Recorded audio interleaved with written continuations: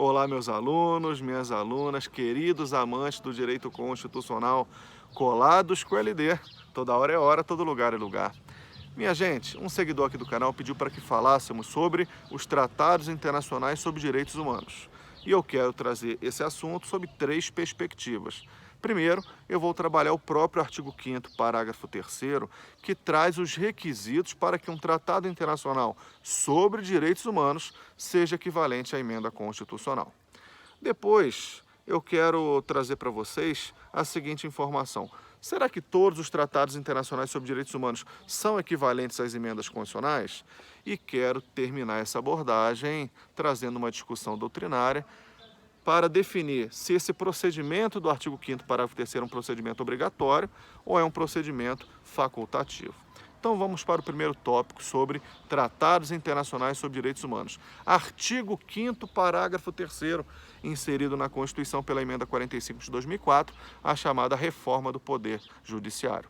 O artigo 5º, parágrafo 3º, diz mais ou menos assim: os tratados e convenções internacionais sobre direitos humanos que forem aprovados nas 2 casas do Congresso, Câmara e Senado, em 2 turnos de votação, 2 turnos na Câmara, 2 turnos no Senado, por 3/5 dos votos, esses tratados internacionais sobre direitos humanos serão equivalentes às emendas constitucionais, terão força de uma verdadeira norma constitucional. Então tem que saber esses requisitos. Os tratados internacionais sobre direitos humanos. O objeto tem que ser direito humano. Esses tratados internacionais sobre direitos humanos que forem aprovados nas 2 casas do Congresso, Câmara e Senado, em 2 turnos de votação, 2 turnos na Câmara, 2 turnos no Senado. E em cada turno de votação tem que alcançar o quórum de 3/5. Aí, esses tratados internacionais sobre direitos humanos serão equivalentes às emendas constitucionais. E já temos 2 tratados internacionais sobre direitos humanos que foram incorporados por esse rito especial do artigo 5º, parágrafo 3º, e, portanto, tem força de emenda constitucional. Tudo bem? Esse é o primeiro ponto. O segundo ponto: será que todos os tratados internacionais sobre direitos humanos que são válidos aqui no Brasil, que foram incorporados no nosso ordenamento jurídico, o Brasil assinou esse tratado internacional na órbita internacional e esse tratado foi internalizado aqui no Brasil, ele tem aplicabilidade dentro do nosso ordenamento jurídico. Será que todos os tratados internacionais sobre direitos humanos válidos aqui no Brasil têm força de emenda constitucional? A resposta é não. E eu dou um exemplo de um tratado que quem estuda direito constitucional há mais tempo já ouviu falar, que é o Pacto de São José da Costa Rica, que proíbe a prisão civil do depositário infiel. Isso trouxe uma discussão interna muito grande, porque a própria Constituição Federal admite a prisão civil do depositário infiel, mas aí o Pacto de São José da Costa Rica não permite.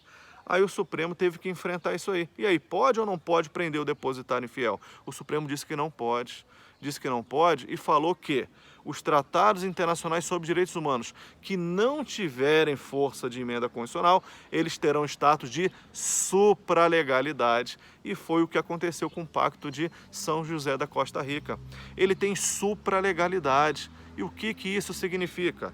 Significa que ele está abaixo da Constituição, mas ele está acima das leis. Ele tem supralegalidade, ele está acima das leis. E como tal, esse Pacto de São José da Costa Rica, muito embora não tenha alterado a Constituição, porque não tem força de emenda constitucional, ele revogou as normas infraconstitucionais que regulamentavam a prisão civil do depositário infiel. Por isso que se diz que no Brasil não pode prender o depositário infiel por dívida. Inclusive tem súmula vinculante do STF sobre esse assunto, que é a súmula vinculante 25, proibindo a prisão do depositário infiel, qualquer que seja a modalidade do depósito.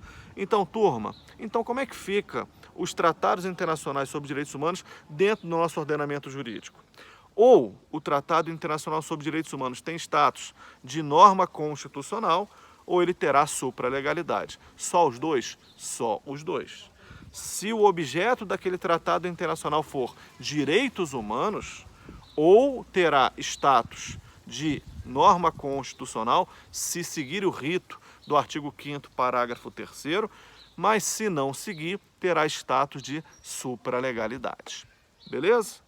Tamo junto? Então jamais dentro do ordenamento jurídico brasileiro, um tratado internacional sobre direitos humanos terá força de lei ordinária. Jamais.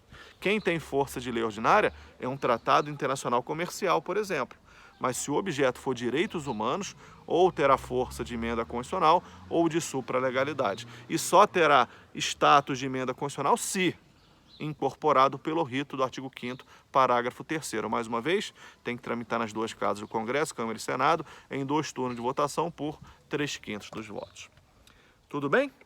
E para coroar, será que esse procedimento ele é obrigatório ou facultativo? É bem verdade que a doutrina pouco enfrenta isso aí. Se cair, vai cair numa prova discursiva, onde vocês vão explorar as duas correntes. André Ramos Tavares, que é um brilhante constitucionalista, diz que o procedimento é obrigatório. Se o presidente da República, na qualidade de chefe de Estado, assina lá fora um tratado internacional sobre direitos humanos, no momento em que esse tratado for incorporado no ordenamento jurídico, o Congresso é obrigado a seguir o artigo 5º, parágrafo 3º, e, portanto, esse tratado terá força de emenda constitucional. Mas Alexandre de Moraes, que também é um baita de um constitucionalista e ministro do STF, na sua obra, no seu curso de Direito Constitucional, diz que é um procedimento facultativo. E, de fato, me parece que Alexandre de Moraes tem razão, porque a redação do artigo 5º, parágrafo 3º é a seguinte: os tratados internacionais sobre direitos humanos que forem incorporados, tramitando nas duas casas do Congresso Nacional em 2 turnos de votação por 3/5 dos votos, esses serão equivalentes às emendas constitucionais que forem, ou seja, pode não ser. Então, me parece que a razão está com Alexandre de Moraes.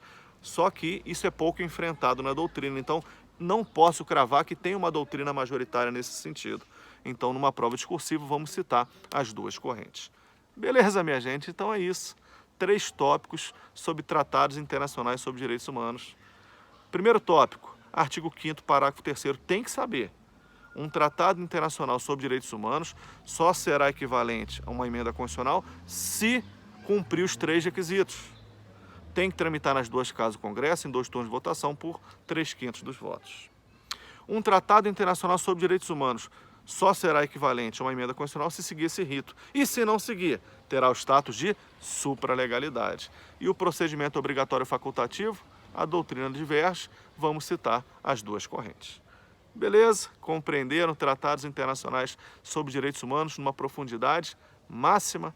Então é isso, minha gente. Se curtiram, deixa o like no vídeo, isso é muito importante para nós. Se não é inscrito no canal, inscreva-se e ative a notificação. Fechou? Tamo junto?